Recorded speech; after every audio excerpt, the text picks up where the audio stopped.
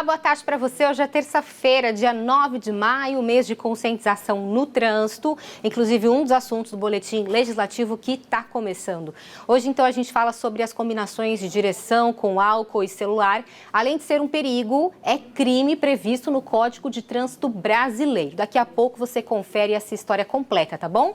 Seja você, então, muito bem-vindo ao nosso jornal, que fala das notícias da cidade e também aqui da Câmara Municipal.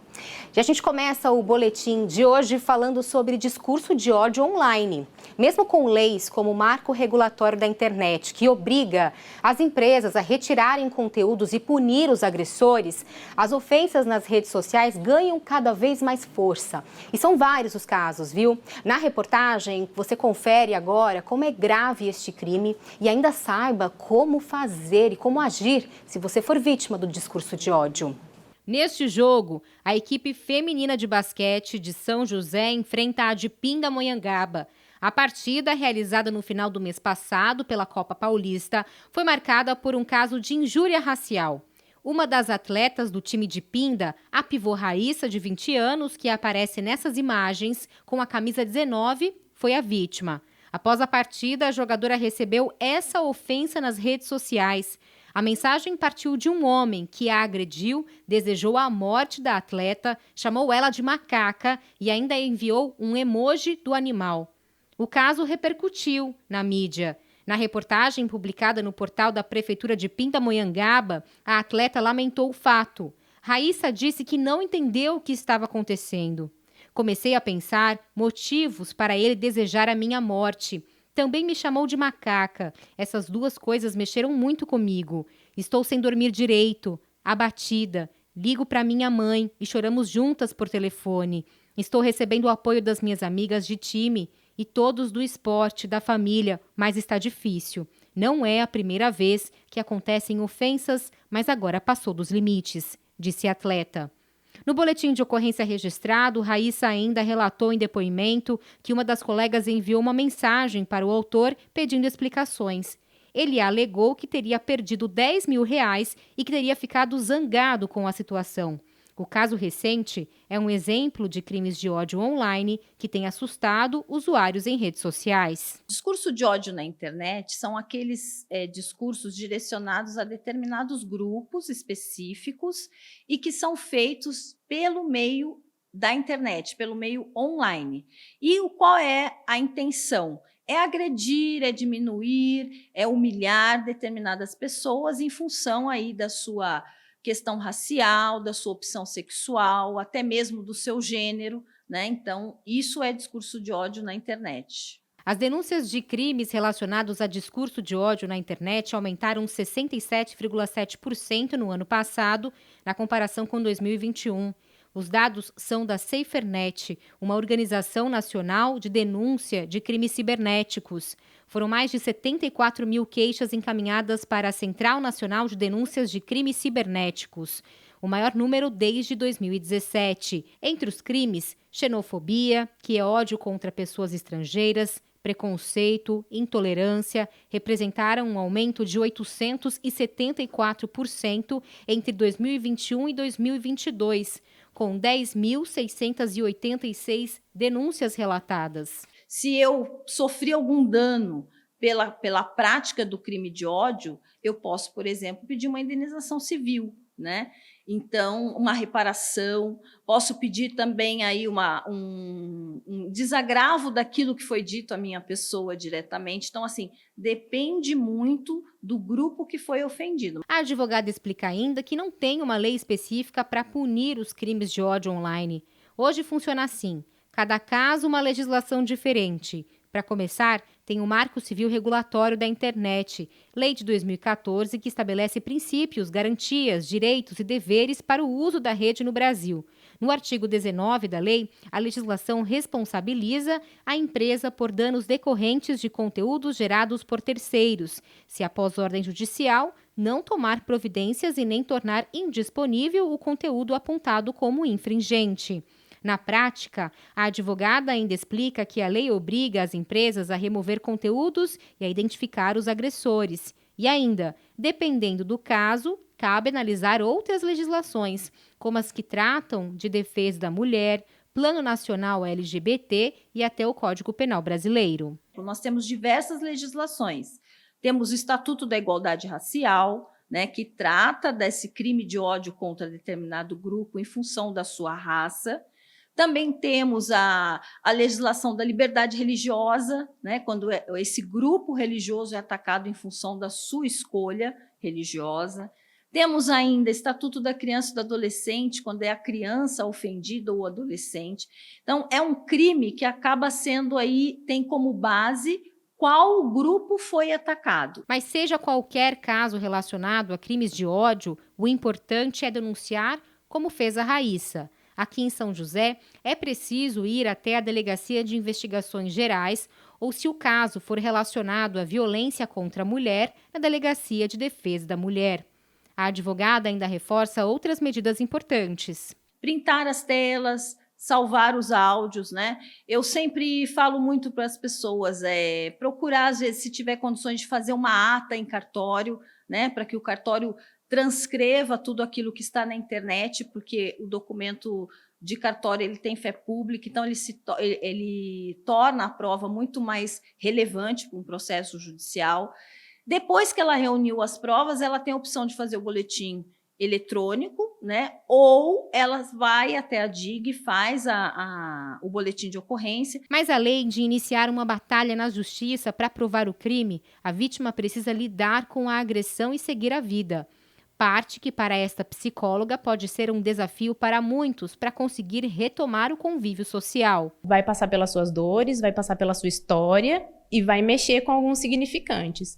Então, pode desenvolver um pouco mais de ansiedade, né? O quanto a gente vai entendendo que essa situação vai mexendo com a gente, na questão da ansiedade, na questão, algumas pessoas têm transtorno do pânico, o quanto isso vai evitando e, inclusive, como as pessoas também podem começar a se isolar. E para quem comete o crime online, não faz ideia como a agressão impacta na vida da vítima. É o quanto eu interfiro na vida do outro, aonde as minhas palavras passam do limite, né? Eu dou conta daquilo que eu estou dizendo, né? Se não fosse só pela internet, se fosse pessoalmente, eu dou conta de dizer isso para outra pessoa? Eu sustento as minhas palavras quando eu estou fora desse contexto?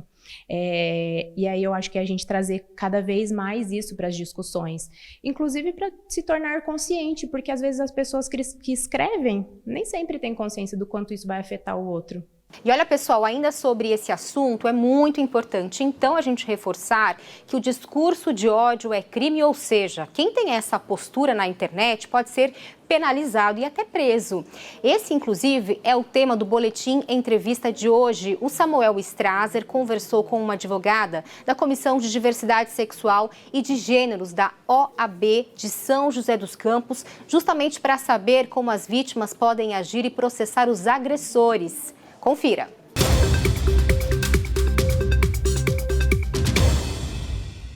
E no Boletim Entrevista de hoje a gente vai falar sobre discurso de ódio na internet e a liberdade de expressão. E por conta disso eu estou com a advogada Luciana Aguiar do Amaral, que é membro da Comissão de Diversidade Sexual e de Gênero da OAB de São José dos Campos. Seja muito bem-vindo. Eu que agradeço o convite. E vamos começar falando, Luciana, sobre essa questão aí da liberdade de expressão e do discurso de ódio. Muita gente propaga discurso de ódio na internet, sim, justificando uma liberdade de expressão. Mas não é muito bem assim, né? Exatamente. Na verdade, assim, a liberdade de expressão, ela é um direito constitucionalmente assegurado a todos os cidadãos. Só que ele não é um direito absoluto. Assim como a gente tem a liberdade de expressão, a gente também tem outro direito personalíssimo, que é o direito à honra, à intimidade, à integridade física, a integridade moral.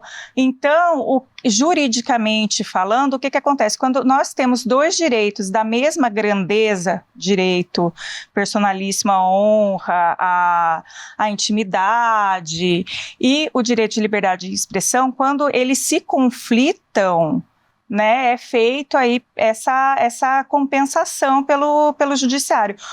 a gente tem que entender que opinião é diferente de preconceito, é diferente de discriminação. Então, toda vez que o meu discurso excede, sabe, invade o direito do outro, eu ofendo a honra, eu ofendo, sabe, eu incito ali uma questão, sabe, que indo para o lado, sabe, de uma agressão física, de uma agressão psicológica, acabou a liberdade de expressão e passa ali a configurar, se for a um grupo de modo geral, o crime de ódio, e se for especificamente a uma pessoa, a injúria racial, né, no caso. E eu acho que é interessante a gente pontuar a questão da internet, né? Sim. Porque quando a gente está pessoalmente e há ali um conflito, é comum as pessoas pegarem e entrar com um processo contra a pessoa porque ela ameaçou pessoalmente, né?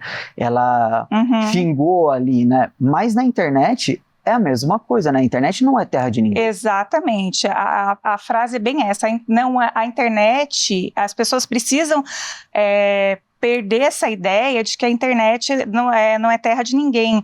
A injúria racial ou o crime de ódio, ele também é praticado e hoje frequentemente através da internet, através das redes sociais, através de opiniões em sites, né? E ainda que as pessoas façam de maneira anônima, né, cria ali um perfil falso, tal, tentando se proteger, isso é rastreável e isso configura crime, sim.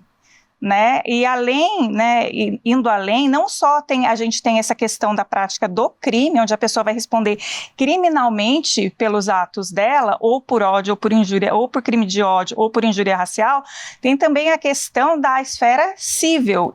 Isso é passível de indenização, porque toda violação a um direito personalíssimo, né, como eu disse, principalmente esses vinculados honra, imagem, nome, integridade física, saúde, são passíveis de indenização na esfera civil e independe, eu posso ter uma condenação criminal e posso ter sim também um processo indenizatório na área civil, né? Não é porque eu processei criminalmente que eu não tenho direito à indenização, né? É o mesmo fato, mas em esferas independentes. E para a gente já encaminhando para o fim, como, se eu sou vítima ou se eu presencio, se eu observo um perfil, um comentário, um site, numa rede social, como buscar os direitos, como que a gente combate isso? É muito importante que, assim, primeiramente a pessoa não responda, tá? Ela tente ali buscar, né, capturar ali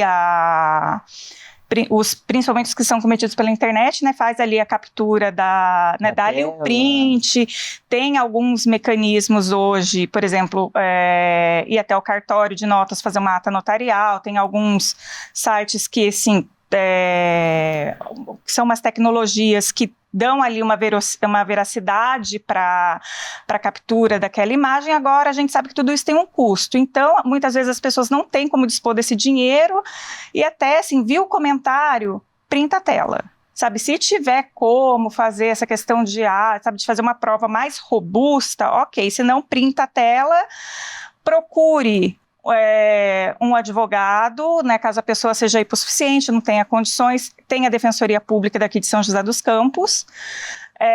Pode procurar também em casos de crimes de ódio, especificamente o Ministério Público, e fazer o boletim de ocorrência, né? E assim, é muito importante também, eu gostaria de abrir esse espaço, que principalmente na questão dos LGBTQIA+, nós somos o país que mais mata pessoas trans, e essas mortes, elas vêm, né, elas têm como móvel um discurso de ódio muito grande, e quando envolve grupo, é crime de ódio, tá? Então, assim, dentro do possível, não só essa parte jurídica, mas também procurar apoio em ONGs, né, porque assim, as consequências para a vítima não são só jurídicas, né, tem toda uma questão do abalo psicológico, muitas vezes até, da segurança física, da segurança física, exatamente.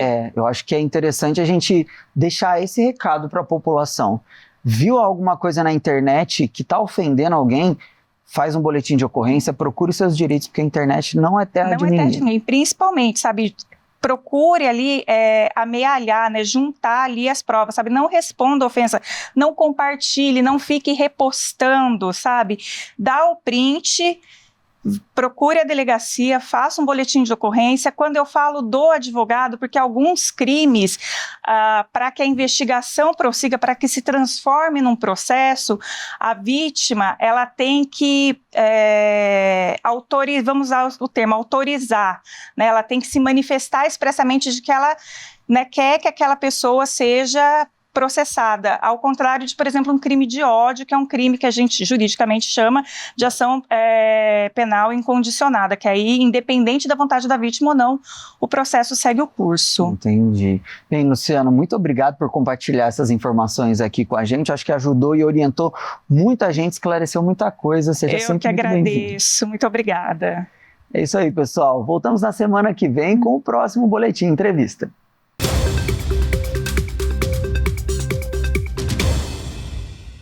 E agora a gente volta a falar sobre o Maio Amarelo, mês de conscientização e prevenção contra acidentes no trânsito. Você sabe, né, que um dos grandes problemas nas ruas da cidade é o motorista sob efeito de álcool e ainda o uso de celular ao volante.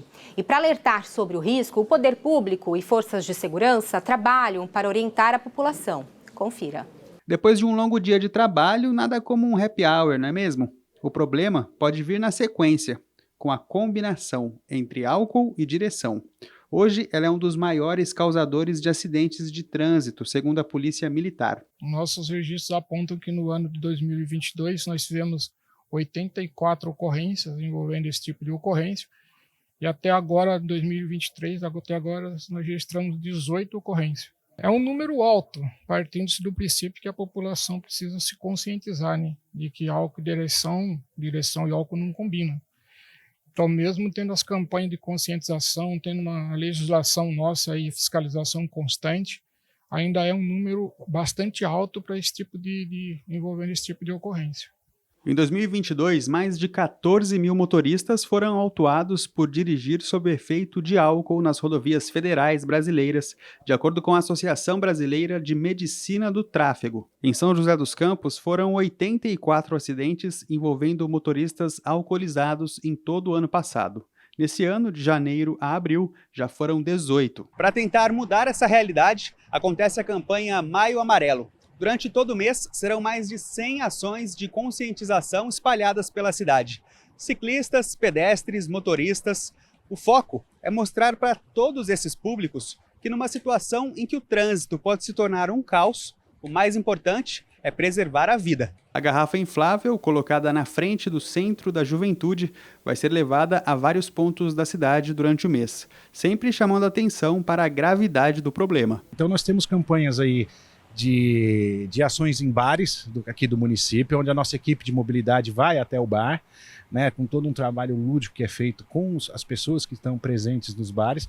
E a Prefeitura de São José, ela tem um viés muito forte na parte de conscientização. Então são feitas diversas ações, dentre essas campanhas nos bares para conscientizar as pessoas, se eventualmente beberem, não dirigirem. Existe também, em conjunto com a Polícia Rodoviária Estadual e a Polícia Rodoviária Federal, ações de blitz de lei seca no município. São diversas ações espalhadas nos principais corredores da cidade, e aí sim, existe a fiscalização por parte dos órgãos de segurança da cidade e os órgãos de segurança de trânsito.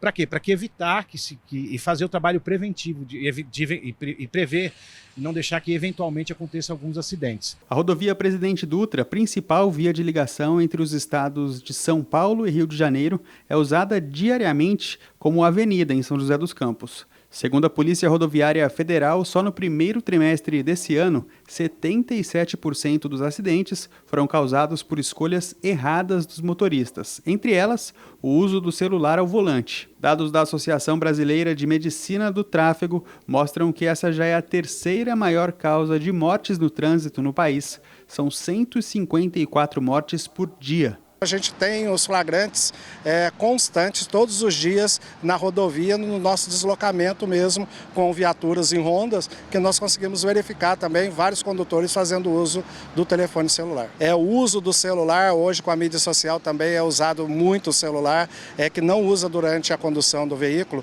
para não tirar atenção. Cada segundo que você usa esse aparelho ou vai vislumbrar, você percorre um determinado trecho, do qual você pode potencializar os acidentes que ocorrem. A segurança no trânsito é um tema de diversas discussões na Câmara. Dirigir embriagado ou falando ao celular diminui a atenção, diminui o campo de visão. No caso da embriaguez, causa tontura, menos atenção, diminui os reflexos e a chance de uma colisão é muito grande.